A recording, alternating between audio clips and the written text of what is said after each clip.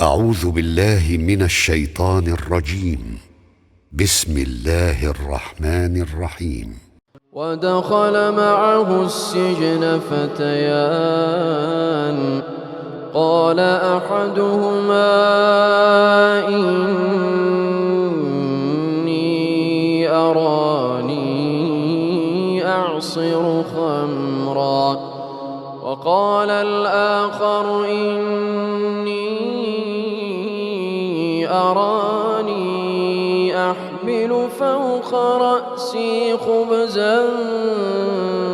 تأكل الطير منه نبئنا بتأويله إنا نراك من المحسنين قال لا يأتيكما طعام ترزقانه إلا نبأتكما بتأويله قبل أن يأتيكما ذلكما مما علمني ربي إني تركت ملة قوم لا يؤمنون بالله وهم بالآخرة هم كافرون واتبعت ملة آبائي إبراهيم وإسحاق ويعقوب ما كان لنا أن نشرك بالله من شيء ذلك من فضل الله علينا وعلى الناس ولكن أكثر الناس لا يشكرون يا صاحبي السجن أأرباب متفرقون خير أم الله الواحد القهار ما تعبدون من دونه إلا أسماء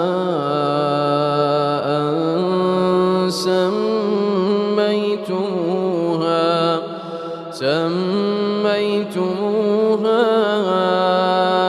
أنتم وآباؤكم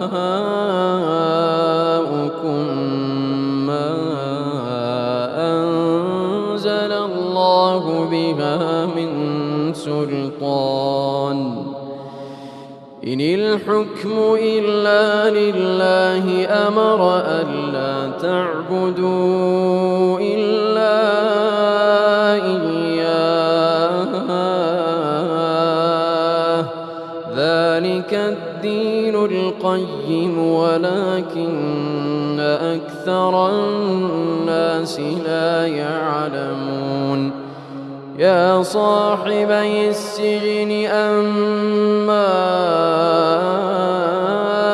أحدكما فيسقي ربه خمرا وأما الآخر فيصلب فتأكل الطير من رأسه قضي الأمر الذي فيه تستفتيان وقال للذي ظن أنه ناج منهما اذكرني عند ربك فأنساه الشيطان ذكر ربه فلبث في السجن بضع سنين وقال الملك إني أرى 7 بقرات سمان يأكلهن 7 عجاف و7 سنبلات خضر وأخر يابسات يا أيها الملأ أفتوني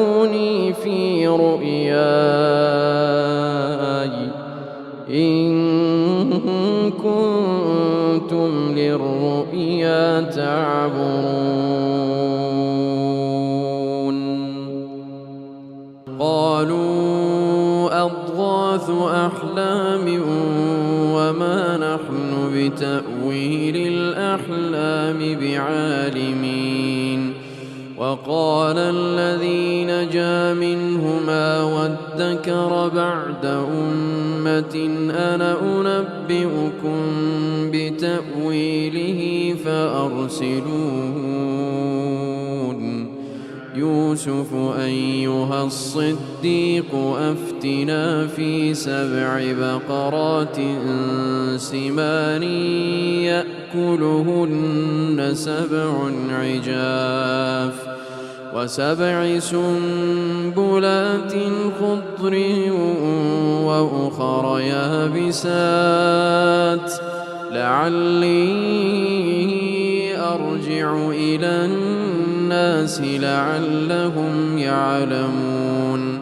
قال تزرعون 7 سنين دأبا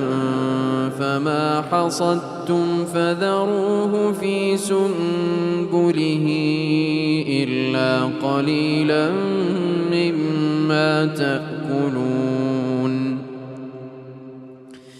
ثم يأتي من بعد ذلك 7 شداد يأكلن ما قدمتم لهن إلا قليلا مما تحصنون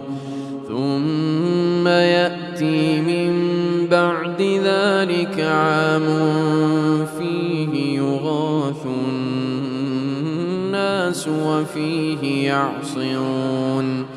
وقال الملك ائتوني به فلما جاءه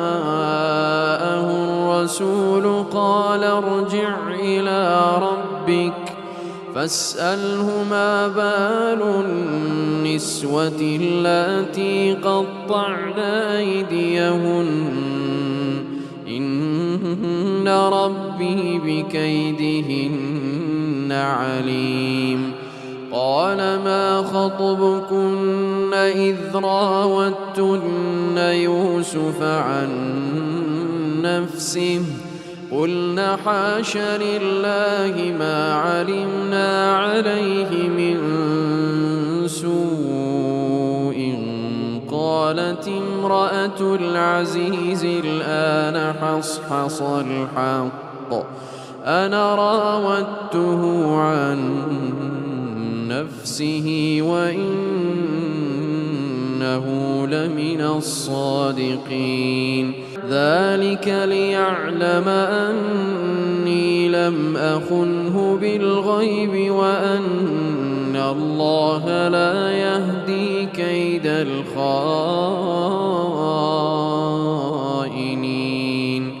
وما أبرئ نفسي إن النفس لأمارة بالسوء إلا ما رحم ربي إن ربي غفور رحيم وقال الملك ائتوني به أستخلصه لنفسي فلما كلمه قال إنك اليوم لدينا مكين أمين قال اجعلني على خزائن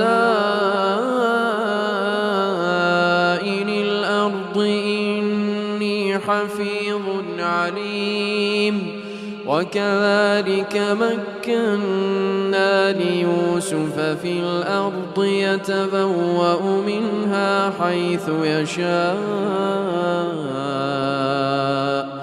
نصيب برحمتنا من نشاء ولا نضيع أجر المحسنين ولأجر الآخرة خير للذين آمنوا وكانوا يتقون